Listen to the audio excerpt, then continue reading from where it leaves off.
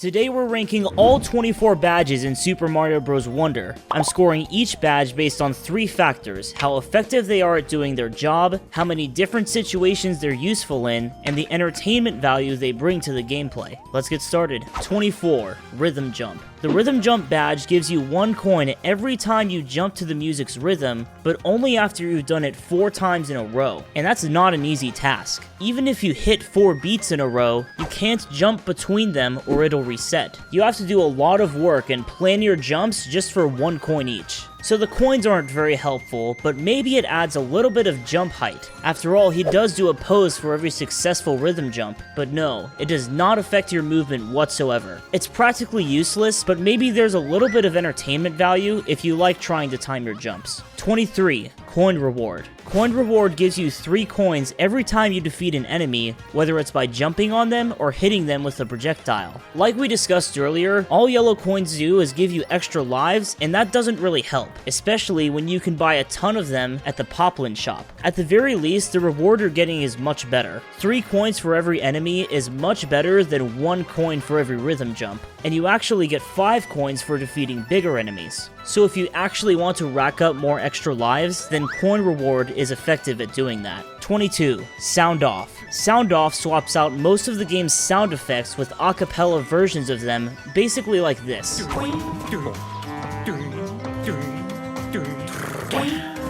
It doesn't change the gameplay whatsoever, but that's okay because it wasn't designed to. The bigger issue I have with this badge is that you don't get it until you've completed the game 100%. So the only use case for it is after you've done that, you can take it for a spin once or twice, and then you never play the game again. Again, it's practically useless, but haha funny noises give it some entertainment value. 21. Coin Magnet. Coin Magnet will cause yellow and purple coins to gravitate towards you. Unlike Rhythm Jump and Coin Reward, this one works on purple coins, which are much more useful than yellow. All you can get with yellow coins are extra lives, but with purple coins, you can also buy extra lives as well as standees, wonder seeds, badges, etc. Coin Magnet has a pretty generous range as well. However, my main issue is that it doesn't work on 10 coins. This would make it much more useful if you didn't have to be so precise when collecting 10 coins, but I still see a case for using it if you want to clear out the Poplin shop. C tier contains all 5 of the power-up badges, which have 1 strength in common, allowing you to take damage 1 more time than you'd usually be able to. Aside from that, your mileage varies depending on which power-up you're getting, so I'm going to rank these by the strength of each power-up. 20. Auto Super Mushroom. This badge automatically gives you a Super Mushroom if you start the level in small form. The primary use case for this one is if you're playing a hard level or are just a beginner at the game and you keep getting hit. So if you need some room for error, Auto Super Mushroom can provide that. Also, there's an item box after you spawn into each level,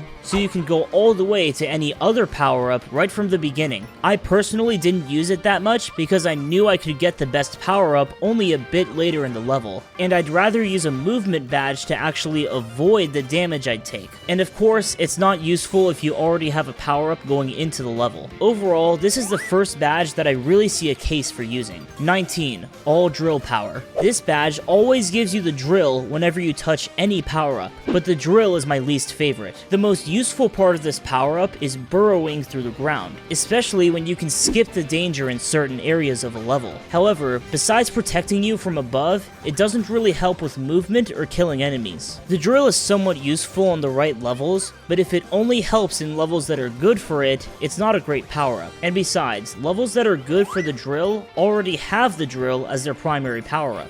18. All Firepower. The first reason I can see for using this badge is familiarity if you've played the past games. If you're old school and don't want to deal with all the new stuff, always having the Fire Flower will help you stay in your comfort zone. Also, the Firepower gives you longer range than Bubbles, making it the best ranged attack in the game. However, it doesn't help you in the air like Bubbles do. Having to aim the fireballs and deal with walls that are in the way can make it more difficult to use. It's not terrible, but I'd rather use my badge slot on something else. 17. All Elephant Power. There's one thing this power-up does way better than the others, and it's versatility. Here are some of the benefits of Elephant Mario. You can dash across 2-block wide gaps, carry large shells, more strength to push objects, breaking multiple layers of blocks, etc. It has a lot going for it. The question is, individually, how often are you using those benefits? The best thing going for Elephant Mario is the trunk that you can use to hit enemies or blocks with. The one drawback is that being as big as an elephant makes it easier to get hit. I see a better case for using the elephant badge when you can apply it to so many situations. 16. All bubble power. This is my personal favorite power-up. Unlike fire flowers, you can easily dispatch enemies through walls, and the bubble will still hit even if it just gets close to the enemies. On top of that, jumping on the bubbles will help you with platforming, which is what this game is all about. There's only 2 things the power-up can do, but I find both of them to be very impactful, outmatching the niche abilities of the elephant power-up. If I want to always have a certain power-up, I'm gonna make it my favorite one. 15. Wall climb jump. The wall climb jump works by propelling you straight up instead of away from the wall, so clearly you want to use this badge on levels that have lots of walls. You can get up to taller ledges than usual, and on top of that, you can combine the wall climb with the wall jump and get a ton of extra height. However, you can't justify using this on levels that don't have as many walls, and this badge also gets outclassed by others that can infinitely climb walls. 14. Timed high jump. You can perform a timed high jump every time you touch the ground from your previous jump. When you think about how impactful a badge can be, one factor is how often you can use it, and this one can be used many times in a row. It also helps you stabilize your jump height if you want to keep it the same, so terrain like sand doesn't lower it. It requires a little bit of setup to jump beforehand, and the amount of jump height you get is marginal, but I can see some cases where this is the best option. 13. Crouching high jump. The crouching high jump increases your jump height after you crouch for a short time. It provides the highest jump height out of any badge if there's no walls, and it takes less than a second to charge. However, this badge severely limits your horizontal movement, because you have to stop running to charge it, and it takes you less horizontal distance than a regular jump. If you need maximum vertical height without walls, then this is the badge for the job, but how often do you find yourself specifically needing that? We've arrived at B tier, which consists of the other 3 expert badges, as well as 2 other badges that I think are mid. 12. Spring feet. The Spring Feet badge makes you jump constantly. You can press the jump button to go higher, do nothing to go at the normal height, or crouch to lower the jump height. Sometimes you'd rather stay on the ground, but if you want to spice up your gameplay, then jumping around all the time is pretty fun. Being able to control the jump height makes your movement a lot more fluid, and it's easy to set up a high jump whenever you need it. It adds some challenge to the game, but also a lot of benefits. Number 11. Invisibility. Invisibility means that the player can't see Mario and enemies can't target him. This adds a real challenge to any level, because you have to pay attention to where Mario is at all times. This badge could be unironically useful if you're getting targeted by a bunch of enemies. So if a level throws a lot of enemies at you, then this is one potential way to deal with that. Although Mario is invisible, the dust from walking and jumping isn't, so that helps you track him. That being said, it's frustrating to take damage when you can't see anything, but I could even see this adding some replayability to the game if you want a big challenge. Number 10. Jet Run.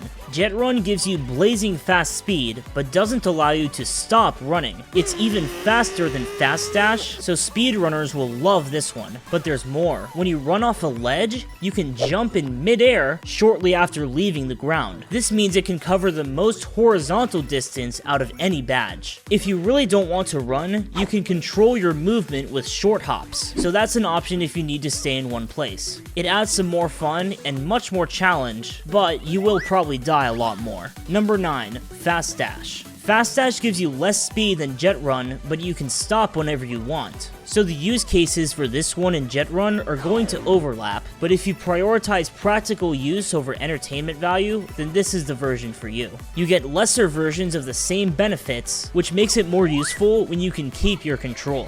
Number 8. Floating high jump. You can float at the height of your jump, but not after you start falling. This gives you a balanced mix of vertical and horizontal help, even when you're wall jumping or jumping on enemies. If there's something below you, like spikes or a piranha piranha plant, then this will be very helpful in making sure you don't hit that. It's a well-balanced option that provides a good amount of help in any situation, but it would be better if you could use the float after the top of your jump. The A tier contains the badges that I actually use, and it starts with number 7, the grappling vine. This one's self-explanatory. You get a vine that you can grapple with, but it's one of the more versatile badges since you can not only grab walls, but also solid objects like blocks. You've probably been in a situation where you're trying to wall jump across a wide gap, but it's too wide for you to go upward. That's another niche case where the grappling vine would help, but it's clear that the primary benefit of the grappling vine is opening up Mario's range. There's no need to worry about working in close quarters when you can just grapple wherever you want to. I also give it some points for being very unique compared to the other badges about jumping and power-ups and coins, so that makes it a bit more entertaining. It's very impactful and very useful overall. Number 6, Dolphin Kick. Dolphin Kick gives you more speed and agility while swimming. It gives you all the movement you could ask for underwater. Seriously, the amount of impact this has on water levels can't possibly be overstated. This is especially helpful because people hated water levels in the past, and this badge makes them much more enjoyable. This is the first time that a badge has really separated from the others as being the best by far in its situation. But obviously, you're not always using this because you're not always swimming. Number 5. Sensor. The sensor badge emits a blue signal whenever you're close to a 10 coin, Wonder Flower, or Wonder Seed. This has the most powerful use case of all the badges, because it's a must-have for completionists. That means there's no way you're getting the sound off badge without using the sensor badge a lot. So it's super useful, but I have some gripes with how good it is at its job. The signal gets stronger when you get closer to the object, but that's the only way that it really helps. The badge would be more effective if it could differentiate between 10 coins and Wonder Flowers, and it doesn't help you with secret exits at all. It's not that great at its job besides just letting you know when you're in the general area. If you want to complete the game,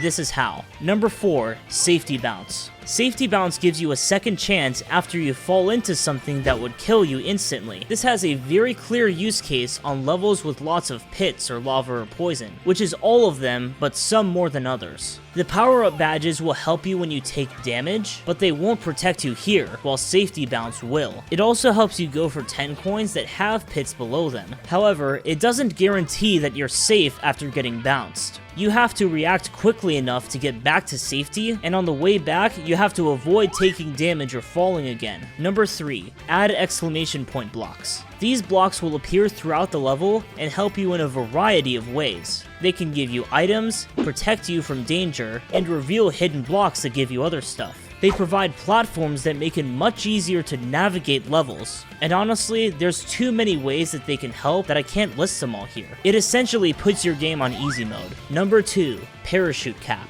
Opening the parachute cap will slow down your fall speed. This provides maximum horizontal distance, and it's the best badge for helping avoid damage below you. One of the best parts about it is that you can reuse it multiple times per jump, and you can climb up walls as high as you want. Overall, it's one of the best badges at actually helping you with movement. Finally, there's one badge that has the S tier all to itself, the boosting spin jump. You can perform a small double jump in midair. That's it. Doesn't sound crazy enough for this to be the only S tier badge, right? Well, hear me out. It's extremely versatile, providing vertical and horizontal help at the same time. Not only that, but you can choose when you want the extra distance, giving you much more freedom than the other badges. Like some of the others, it will save you if you're about to hit something below you, and you can climb up a wall slightly higher than you'd usually be able to reach. What you can even do with this one is jump below a barrier and spin jump to get up again. That's an unreal level of flexibility. It's very satisfying to cheese levels, which are designed for players who aren't using spin jump. Overall, a double jump is the best thing you can ask for in a platformer, and it's so effective that it's hard to go back to not using it. So there you have it. Thanks for watching, and I'll see you guys next time.